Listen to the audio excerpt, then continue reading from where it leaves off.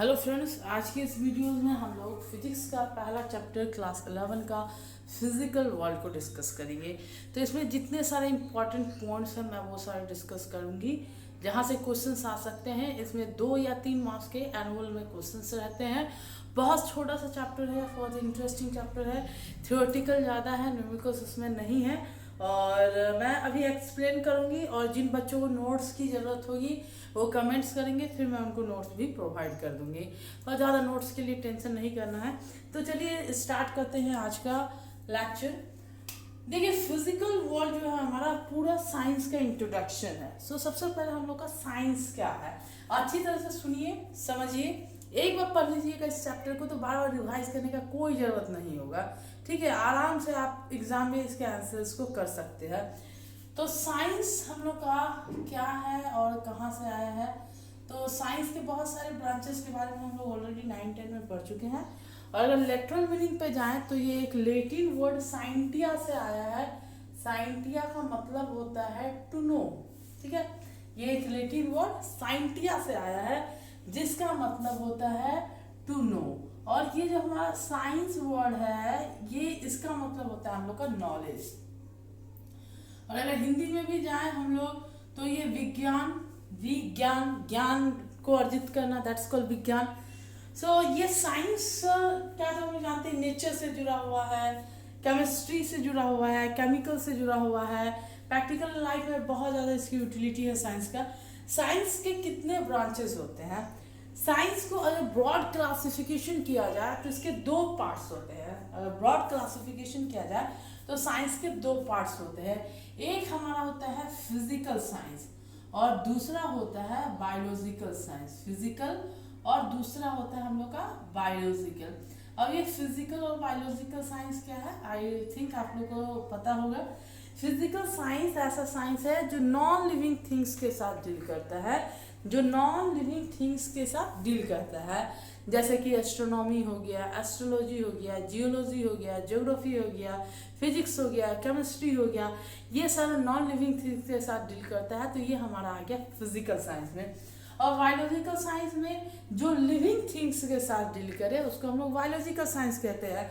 अब living things में bio के जितने पार्ट्स हैं वो आ जाएंगे, जूलॉजी, बोटनी, ऑर्निथोलॉजी, ये सारी चीज़ हम लोग का बायोलॉजिकल साइंस में आ जाएगा। अब चलिए, अब हम लोग साइंस का ही एक ब्रांच है हम लोग का, फिजिकल साइंस का एक ब्रांच है फिजिक्स, जो हम लोग को स्टडी करना है कि ये फिजिक्स क्या है। तो मेन हम लोग का यही टॉपिक है, what is the physics, and in this what we study, what is the application of physics, what is the scope and excitement of physics, what are the nature of laws of physics, what are the laws of physics, and so many things. So first of all, what is physics? physics है क्या? देखो, physics जो word है, again हम लोग पहले literal meaning पे जाएंगे। तो फिजिक्स हमारा एक ग्रीक वर्ड से आया है, फ्यूसिस। एक ग्रीक वर्ड फ्यूसिस से आया है। ठीक है, फ्यूसिस का मतलब होता है nature. So physics is nothing but the study of nature. कोई भी चीज नेचर में होता है, क्यों होता है, कैसे होता है, क्या लॉज वहां गवर्न होते हैं, उसी चीज की स्टडी को हम लोग कहते हैं फिजिक्स। अब देखो, जब हम लोग फिजिक्स को स्टडी करते हैं ना तो वहाँ पे एक मेथड होता है जिसपे हम लोग उसको स्टडी करते हैं, और उस मेथड को हम लोग बोलते हैं साइंटिफिक मेथड। और साइंस का भी स्टडी में हम लोग इस मेथड का यूज करते हैं, साइंटिफिक मेथड। और आजकल तो एसएसटी वगैरह स्टडी में भी हम लोग ज़्यादातर साइंटिफिक मेथड्स का यूज ही कर रहे हैं। साइंटिफिक मेथड्स क्या है, तो देखो साइंस में और फिजिक्स में जो होता है ना वो तुम्हारा ऑब्जर्वेशंस पे ज़्यादा डिपेंड करता है। हम लोग जो ऑब्जर्व करते हैं उस पर ज़्यादा डिपेंड करता है। ऐसा नहीं है कि किसी ने बता दिया कि ऐसा होता है, ये होता है तो हम लोग वो मान लिए, ऐसा नहीं होता है। हम लोग ऑब्जर्व करते हैं तब वो चीज़ मानते हैं। दूसरा, अगर ऑब्जर्वेशंस के बाद हम लोग का होता है कि हम लोग उस पर रीजन आउट करते हैं, ऐसा क्यों होता है, कैसे होता है। तो एक तो हम लोग का साइंटिफिक मेथड में हो गया कि हम लोग ऑब्जर्व करेंगे, और दूसरा हम लोग इस पर रीजनिंग करेंगे। दूसरा इसमें स्टेप हो गया लॉजिकल रीजनिंग। अब लॉजिकल रीजनिंग करने के बाद अगर हमें आंसर मिल जाए तो फिर हम लोग उसका थ्योरेटिकल प्रेडिक्शन करेंगे। लॉजिकल रीजनिंग, थ्योरेटिकल प्रेडिक्शन का मतलब है कि अगर एक चीज़ यहाँ पे हो रहा है तो दूसरे जगह भी होगा या नहीं होगा, कैसे दूसरी जगह वो अप्लाई होगा, इसी चीज को हम लोग कहते हैं थियोरेटिकल प्रेडिक्शन। थियोरेटिकल प्रेडिक्शन मतलब फ्यूचर को एक तरह से हम लोग प्रेडिक्ट करते हैं on the basis of theory. Third कि अगर हमारे पास observation, logical reasoning and theoretical prediction हो गया तो फिर हम लोग करते हैं साइंस में मॉडल मेकिंग। तो किसी भी चीज का मॉडल बनाते हैं और ये चारों चीज जब हमारा कंप्लीट हो जाता है, that is observation, logical reasoning, theoretical prediction and model making, तो इसी चारों स्टेप्स को एक साथ लेने में हम लोग कहते हैं साइंटिफिक मेथड। ओके, तो पूरा फिजिक्स हम लोग का साइंटिफिक मेथड पे बेस्ड है। हर एक थ्योरी में observation, logical reasoning, theoretical prediction and model making, ये चारों चीज जरूर होगा। सेकेंड थिंग, और भी दो चीज है जो कि फिजिक्स में बहुत ज्यादा यूज होता है। ये दो टर्म्स है, एक हमारा यूनिफिकेशन, यूनिफिकेशन, और दूसरा है हम लोग का रिडक्शनिज्म। ये दोनों चीज हम लोग फिजिक्स में काफी यूज करते हैं। तो ये क्या चीज होता है इसको समझिए। यूनिफिकेशन, यूनिक का मतलब क्या होता है, किसी चीज को कंबाइन करके एक करना, किसी चीज को कंबाइन करके एक करना, दैट इज कॉल्ड यूनिफिकेशन। और बहुत सारे लॉज हैं और बहुत सारे लॉज डिफरेंट डिफरेंट मीनिंग बता रहे हैं, और कोई एक ऐसा लॉ आया जो सारे को कंबाइन करके एक में वो सब कुछ कह दे रहा है, तो उसी चीज को हम लोग कहते हैं यूनिफिकेशन।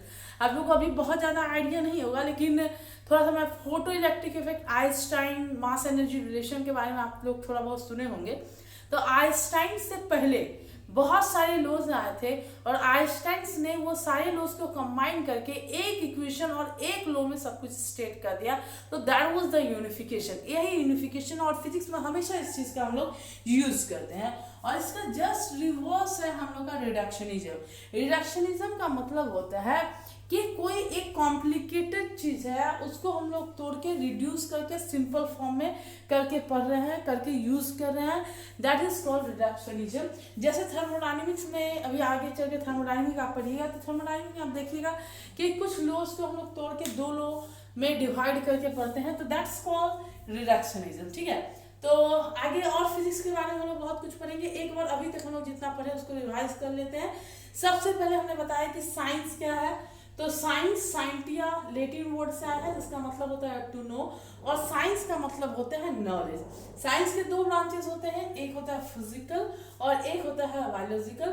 फिजिकल में सारे नॉन लिविंग ब्रांच आते हैं, physics, chemistry, astrology, astronomy, geology, geography, it.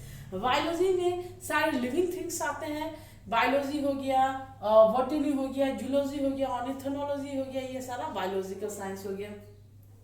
उसके बाद हमने बताया कि फिजिक्स क्या है, तो फिजिक्स फिजिकल साइंस का एक छोटा सा पार्ट है जो अपने आप में काफी वास्ट है। तो फिजिक्स जो है हमारा फ्यूसिस वर्ड से आया है जो कि एक ग्रीक वर्ड है जिसका मतलब होता है नेचर। एंड फिजिक्स में हम लोग नेचर को स्टडी करते हैं, क्या होता है, कैसे होता है, क्या लॉज होते हैं उसके, ये सारी चीजों को। और फिजिक्स को पढ़ते समय हमें एक मेथड्स को फॉलो करना होता है। पूरा फिजिक्स का स्टडी एक्सपेरिमेंट इस मेथड पे बेस है, दैट्स कॉल्ड साइंटिफिक मेथड।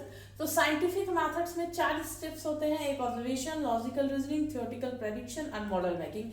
ये 4 स्टेप्स को जब हम लोग साथ में लेते हैं तो इसी को हम लोग कहते हैं साइंटिफिक मेथड। और फिजिक्स में 2 चीज और यूज होता है, one is the unification and second one is the reductionism.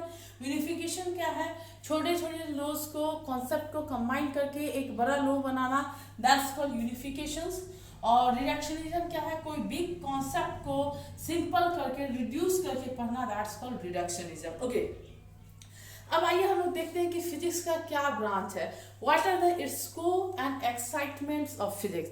तो स्कोप का क्या मतलब होता है, देखिए ये स्कोप जो वर्ड है ना फिजिक्स का, ये आप बस हम आपको थोड़ा सा इंट्रो दे रहे हैं। अगर रियल में हम बताएं कि फिजिक्स का स्कोप क्या है तो आप पूरी पीएचडी कर लो फिजिक्स से, फिर भी आपको समझ में नहीं आएगा कि आखिर फिजिक्स का स्कोप क्या है। दिन प्रतिदिन इसका स्कोप बढ़ते जा रहा है, इसका कोई एंड पॉइंट नहीं है कि फिजिक्स का स्कोप कहाँ तक लिमिट है।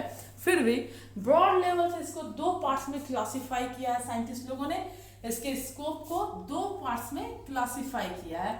तो जब हम लोग स्कोप की बात करें तो एक होता है जो कि हम लोग क्लासिकल फिजिक्स जिसको कहते हैं, और उसमें हम लोग पुराने चीजों को स्टडी करते हैं। सो हम लोग यहाँ लिखते हैं स्कोप, तो स्कोप में 2 पार्ट्स हो जाएगा, एक है हमारा क्लासिकल और एक है मॉडर्न। क्लासिकल और एक है मॉडर्न। क्लासिकल को हम लोग मैक्रोस्कोपिक भी कहते हैं और मॉडर्न को हम लोग माइक्रोस्कोपिक भी कहते हैं। तो चलिए थोड़ा डिटेल में जानते हैं कि ये माइक्रोस्कोपिक और मैक्रोस्कोपिक है क्या।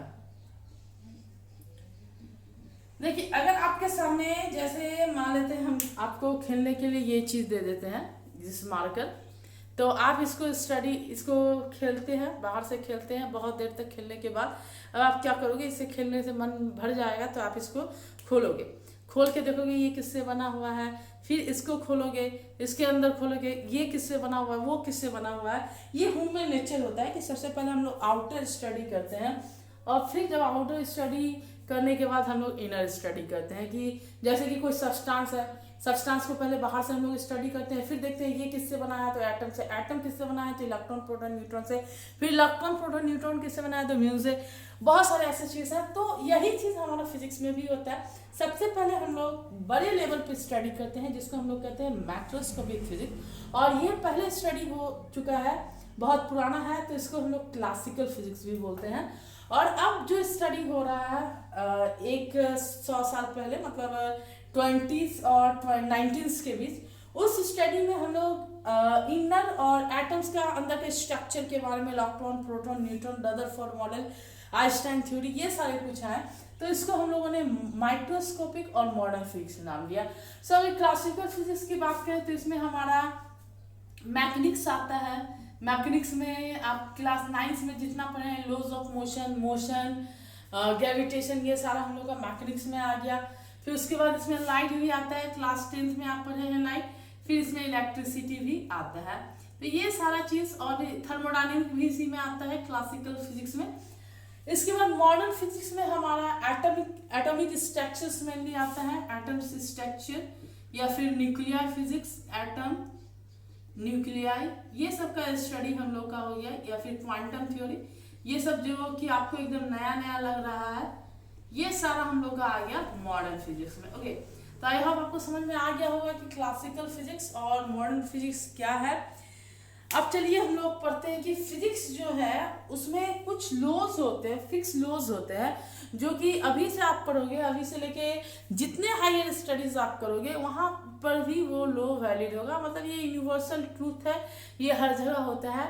और ये लॉज 4 लॉज है हम लोग का, और चलिए एक एक करके हम लोग इसको समझते हैं। लिखिए, लॉज ऑफ फिजिक्स। देखिए, पहला लॉ जो है हम लोग का वो है law of conservation of energy, जो भी हमको लगता है कि आपने क्लास 9 में पढ़ा होगा, कंजर्वेशन ऑफ एनर्जी।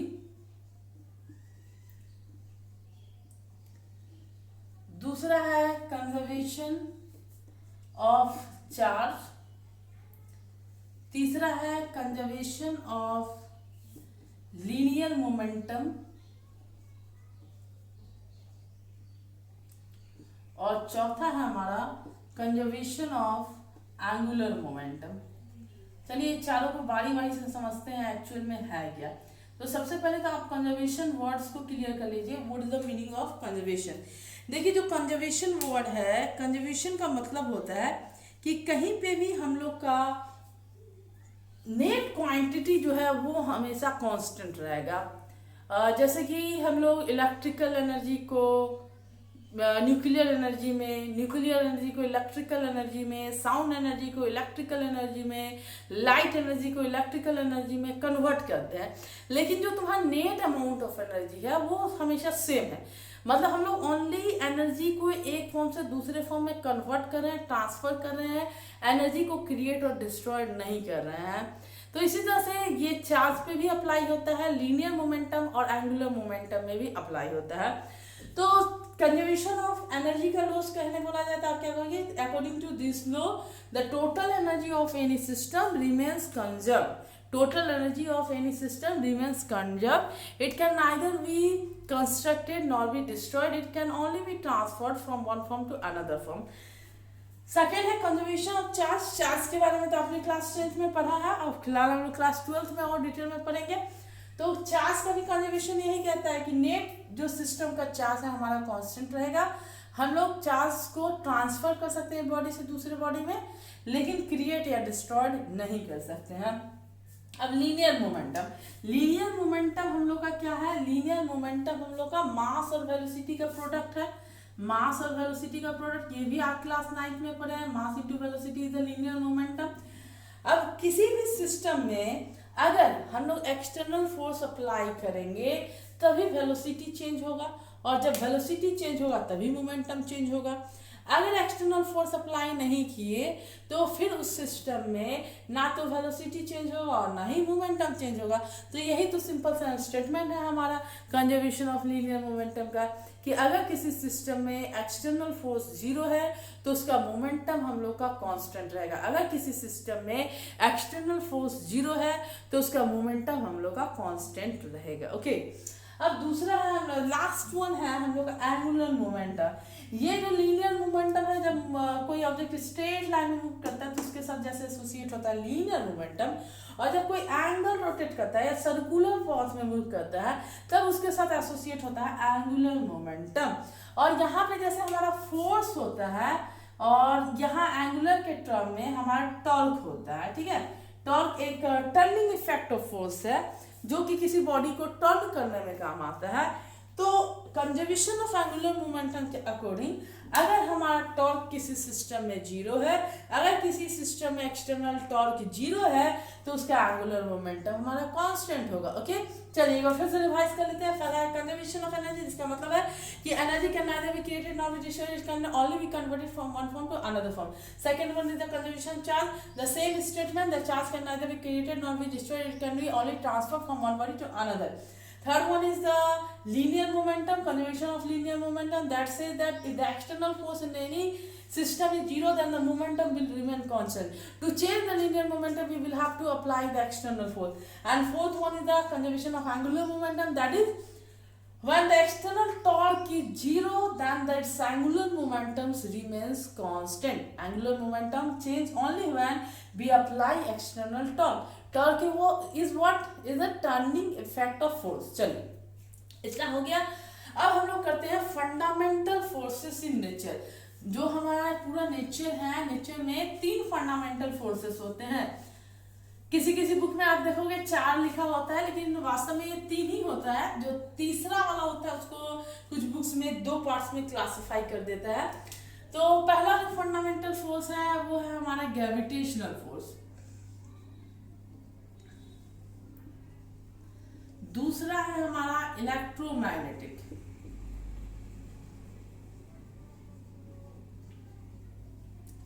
और तीसरा है हमारा न्यूक्लियर। इसी को कुछ बुक्स में 2 पार्ट्स में डिवाइड करता है, एक स्ट्रॉन्ग न्यूक्लियर फोर्स और एक होता है वीक न्यूक्लियर, एक स्ट्रॉन्ग और एक वीक। तो देखिए यहाँ पे जो न्यूक्लियर फोर्स है इसको बहुत ज़्यादा डिटेल में आपको नहीं पढ़ना है। ग्रेविटेशनल फोर्स आप आगे के चैप्टर्स में पूरा डिटेल में पढ़ेंगे, और इलेक्ट्रोमैग्नेटिक फोर्स के बारे में थोड़ा बहुत हम बता देते हैं आपको।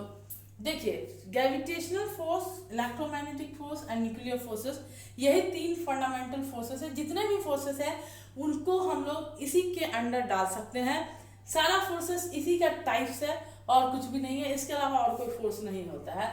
तो जो ग्रेविटेशनल फोर्स है हमारा वो ऑब्जेक्ट के मास से रिलेट होता है। जहाँ मास होता है वहाँ ग्रेविटेशनल फोर्स होता है, और ये हम लोग का मीडियम पे डिपेंड नहीं करता है। और हम लोग का ये लॉन्ग रेंज फोर्स है, काफ़ी ज़्यादा डिस्टेंस तक लगता है। साथ में ये वीक फोर्स है। ओके, बात याद हो गया।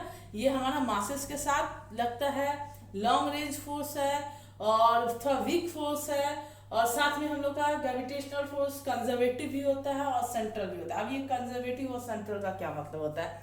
कंजर्वेटिव का मतलब होता है वैसा फोर्सेस जिसमें अगर हम लोग राउंड ट्रिप करें। अब राउंड ट्रिप क्या होता है? मतलब जैसे सपोज यहाँ से हमने फोर्स अप्लाई किया, यहाँ तक गया, फिर यहाँ से यहाँ आ गया, तो अगर कोई फोर्स ये वर्क किया, यहाँ से यहाँ गया, फिर यहाँ आ गया और उसका वर्क डन हमारा 0 हो गया, तो उसको हम लोग कहेंगे कंजर्वेटिव। एक कंप्लीट साइकिल में घूमने के बाद अगर कोई फोर्स का वर्क डन 0 हो गया तो उसको हम लोग कंजर्वेटिव कहते हैं। तो ग्रेविटेशनल फोर्स उसी तरह का फोर्स है। साथ में सेंट्रल का क्या मतलब हुआ, मान लेते हैं 2 बॉडी है और 2 बॉडी के सेंटर्स के जो लाइन सेंटर्स को ज्वाइन करेगा उसके अबाउट अगर फोर्स लगता है तो उसको हम लोग कहते हैं सेंट्रल फोर्स। तो ग्रेविटेशनल फोर्स उसी तरह का फोर्स है और ये मीडियम के इंडिपेंडेंट है। अब ये इलेक्ट्रोमैग्नेटिक फोर्स, तो इलेक्ट्रोमैग्नेटिक फोर्स मेनली हमारे चार्ज पार्टिकल के साथ और मैग्नेट के साथ रिलेट होता है। जैसे हमारा फ्रिक्शनल फोर्स हो गया, वो भी एक इलेक्ट्रोमैग्नेटिक फोर्स है। 2 चार्ज में रिपल्सिव या अट्रैक्टिव फोर्स होता है, वो भी हमारा इलेक्ट्रोस्टैटिक फोर्स है। सो वहां पे जैसे मास था हमारा, यहाँ पे चार्ज है, और अगर ये दोनों का कंपैरिजन हम लोग करें तो इस दोनों में हम लोग का इलेक्ट्रोमैग्नेटिक फोर्स ज्यादा स्ट्रॉन्गर होता है compare to the gravitational force. और साथ में ये भी हमारा ग्रेविटेशनल फोर्स जैसे मीडियम पे डिपेंड नहीं करता है, लेकिन ये हम फोर्स जो है हमारा इलेक्ट्रोमैग्नेटिक फोर्स मीडियम पे डिपेंड करता है। तो कई बार एग्जाम्स में इसके डिफरेंस भी पूछे जाते हैं, तो जितना डिफरेंस हम बताया है उसको लिख दीजिएगा। साथ में ये इलेक्ट्रोमैग्नेटिक फोर्स भी हमारा एक तरह का कंजर्वेटिव फोर्स होता है और सेंट्रल फोर्स होता है। थर्ड हमारा है न्यूक्लियर। सो न्यूक्लियर में हम लोग का एटम्स के अंदर इलेक्ट्रॉन और प्रोटॉन के बीच जो फोर्स होता है उसको हम लोग कहते हैं वीक न्यूक्लियर फोर्स। और उसके अंदर सिर्फ प्रोटॉन्स, जहाँ पे सिर्फ न्यूक्लियस की हम लोग जब बात करें तो वहाँ पे जो फोर्स होता है वो काफ़ी स्ट्रॉन्ग होता है, उसको हम लोग कहते हैं स्ट्रॉन्ग न्यूक्लियर फोर्स। तो न्यूक्लियर फोर्स में strong and weak nuclear force, इसके बारे में बहुत ज़्यादा डिटेल्स आपको नहीं पढ़ना है। अब इसके बाद आइए हम लोग आते हैं कि फिजिक्स का क्या एप्लीकेशंस है डेली लाइफ में। तो अगेन अगर हम लोग एप्लीकेशंस की बात करें तो इसका कोई एंड पॉइंट नहीं है। आप जब मॉर्निंग में उठते हैं, उठने के साथ सोते हैं, सोने के बाद, सोने से पहले हर जगह आपका एप्लीकेशन है फिजिक्स का। आप जो आपका इलेक्ट्रिसिटी एप्लीकेशन ऑफ फिजिक्स, आप बहुत सारे लॉज को एक्सप्लेन कर पाते हैं with the help of physics. आपका लॉज ऑफ मोशन जो पूरे मोशन को एक्सप्लेन करता है, दैट इज द फिजिक्स। आप हाइड्रोलिक ब्रेक को, हाइड्रोलिक लिफ्ट के बारे में बात करें तो that is physics. Steam engine के बारे में बात करें तो दैट इज फिजिक्स। तो हर एक जगह आपका फिजिक्स है। न्यूक्लियर ब्रांच का बात करें तो वहाँ पे भी है फिजिक्स। तो हायर स्टडीज के लिए साथ में आप माइक्रो लेवल पे जब स्टडी करते हैं तो वहाँ पे भी आपका फिजिक्स का बहुत इंपॉर्टेंस है। मैक्रो लेवल पे भी देखें तो काफ़ी इंपॉर्टेंस है। अब इतना बात आप एक बार अच्छे से रिवाइज कीजिएगा, समझिएगा। फिर नेक्स्ट वीडियोस में आई डोंट थिंक इसमें और ज़्यादा कुछ आपको पढ़ना है। कुछ क्वेश्चंस किस तरह के आते हैं, अगर आपको रिक्वायरमेंट होगा तो वो हम आपको सेंड कर देंगे। बाकी इस चैप्टर्स में इससे ज़्यादा और कुछ भी नहीं है। नेक्स्ट वीडियोस में हम लोग नेक्स्ट चैप्टर के साथ, दैट इज चैप्टर 2 के साथ हम लोग मिलेंगे, यूनिट एंड मेजरमेंट। ओके।